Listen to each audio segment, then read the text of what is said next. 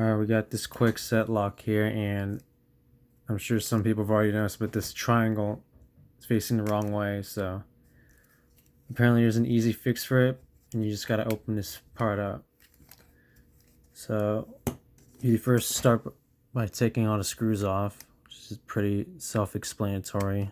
I already did that. So 4 here, and then there's I think 3 back here. Just take them all off, it doesn't matter. Then you can slip this off. Now you got to get under this board here. So you just lift it up and pull. So you can see there's a motor back here, and you gotta take that out.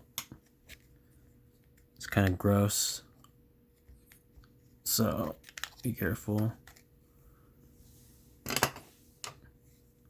And now you can spin this freely. So obviously it says to spin it, or it says it needs to be facing up. So we're gonna do that, and then you just put everything back together. And after that, hopefully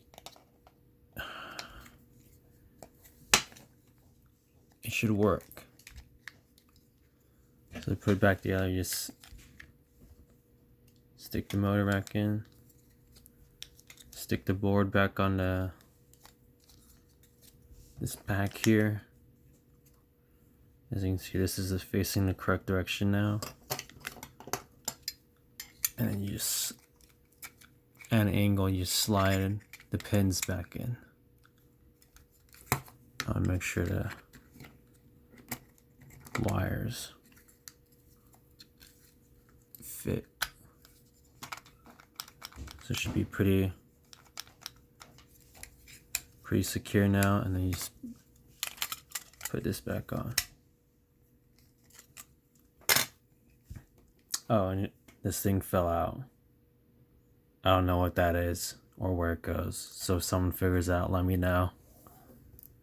But yeah,